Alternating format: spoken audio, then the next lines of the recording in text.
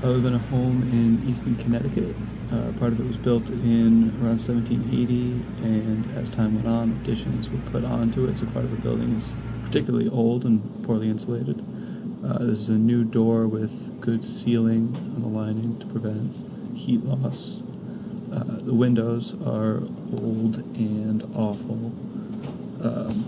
They don't do a whole lot in terms of preventing heat loss at all.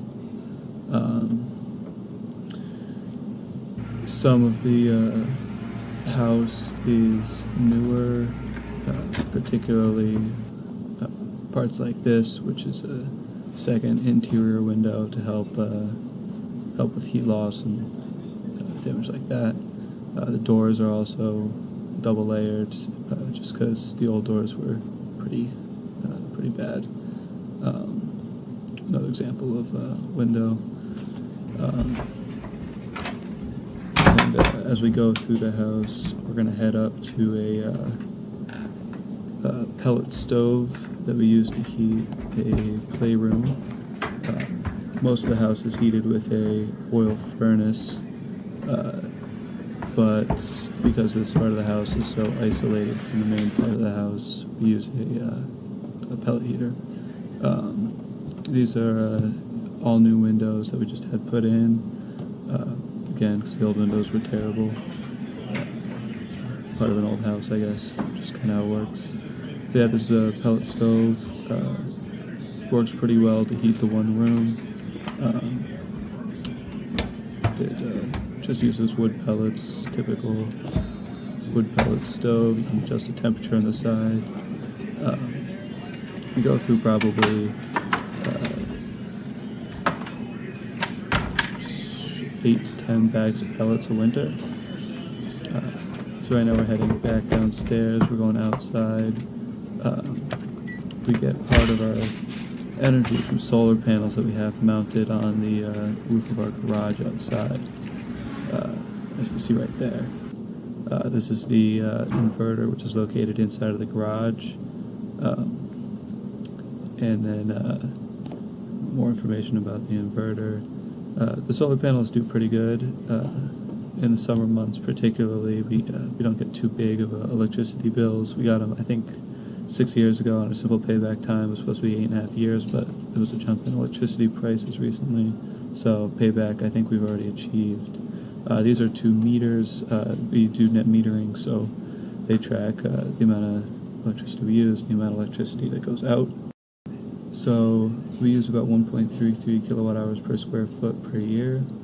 This is the Solar City shut-off switch, just in case we don't want electricity overload the system. So yeah, that's back to the solar panels, and we're going to head inside and look at an addition that we put onto the house in 2004. So that's newer doors, newer windows, which do a better job of keeping heat in the kitchen. So then we're going to head downstairs, which is where we keep all of our heating equipment and so on and so forth. Also a couple of pumps, just because the basement gets flooded pretty frequently if there's heavy rain. So as we're heading back here into the little crawl space, this is under the initial portion of the house. So it's all a concrete foundation with 2 crawl spaces at either end. This is a 150-gallon oil tank. There's a second one that we don't use anymore that we'll probably take out at some point. This is just a picture of some insulation. The house isn't terrifically insulated, but we do have blown fiberglass in most of the walls. Should be R24. The attic is around R38, and the basement is around R38 as well. So I know it's difficult to see here, but I'm just taking this through the basement. It's not very well lit. So what we're about to see here is an air conditioning handling unit. There's 2 of those, one upstairs and one downstairs. I can't show you the one upstairs. There's 2 condenser units outside as well. They're pretty effective. This is the hot water heater. It's about 98-99% efficiency. It's an indirect water heater. Over 30, but it's a basement. So then this is the oil furnace, which runs at about 84% efficiency. It's a Burnham furnace. This is an inspection log by Standard Oil about the effective efficiency rate, which is 84%.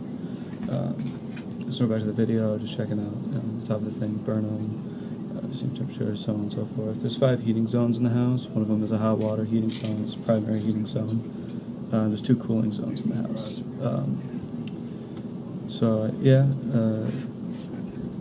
That's what we use to heat and cool the house. This is the air handling unit. It's a FV4CNB005. So that's an overview of my building envelope and the heating and cooling of my home. I hope you enjoy it.